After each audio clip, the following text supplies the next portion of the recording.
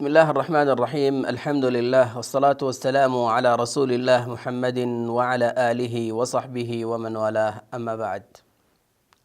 د اسلام دین مکمل دین دی، ښکلی دین دی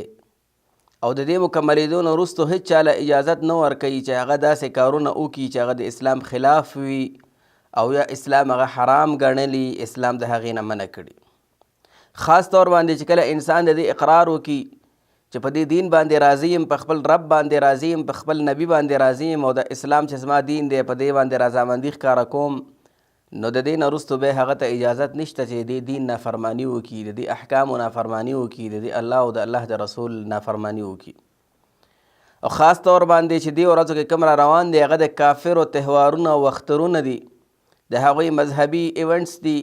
کارونه دي، په هغې کې شرکت کول د اسلام منع کړي دي چې مسلمان باید د کافرو په تهوارونو کې د هغوی په اخترونو کې شرکت ونه کړي او دا ډېره غټه ګناه ده او اسلام په سختۍ سره د دې نه منع کړې ده، په دې کې شریک کېدل نه دي پکار. نو چونکې لنډ ورځو کې نن سبا کې د نوي کال شروع کېدو ورځ ده او په دې شپه باندې خلک راټولیږي او په هغې کې خوشحالۍ کوي، په هغې کې مختلف قسمه کارونه کوي، د دې نه ځان ساتل پکار دي. لکه څنګه چې څو ورځې مخکې کرسمس تیر شو چې دا د عیسیانو اختر دی او په هغې کې دا پیغام ورکوي چې موږ خوشحالي په دې باندې کوو چې نعوذ بالله د الله زوی شوی دی او په دغه ورځ باندې موږ دا خوشحالي کوو. نو ډېره د افسوس خبره ده چې دې کې مسلمانان هم شرکت کوي او د دې د معنا نه یا خبر دي او یا نه دي خبر. دا یو ډېره غټه ګناه ده چې مسلمانان په دې کې شریکېږي. نو لهذا رسول الله صلی الله علیه وسلم موږ تاسو ته فرمایي چې چا د کوم قوم سره مشابهت وکړه دا د هغوی نه دی.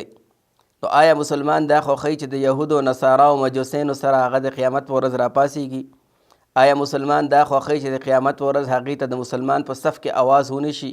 د یهودو نصارا او مجوسیانو په صف کې اواز وشي؟ هېڅوک هم دا نه خوښوي. لهذا دغسې اخترونو ته، دغسې میلو ته، دغسې ځایونو ته تلل اسلام شرعا ناروا ګڼلی دي او مسلمان له دا نه دي پکار چې هغه په دغه کې شرکت وکړي او مسلمان له دا پکار دی چې هغه خپل دین راونیسي، خپل عقیده را کلکه کړي او خپل صحیح عقیده چې کوم دی هغه یاده کړي او خلکو ته یې وښیي او د دغسې ګناهونو نه او د ګناهونو ځایونو نه خلک هم منع کړي او ځان هم منع کړي. الله رب العالمین دې موږ او تاسو له په دې باندې عمل کولو توفیق راکړي. الله رب العالمین دې موږ او تاسو د کفارو د مشابهت نه وساتي او الله رب العالمین دې زموږ او تاسو عقیده صحیح کړي. وصلی الله علی النبي محمد وعلى آله وصحبه أجمعين.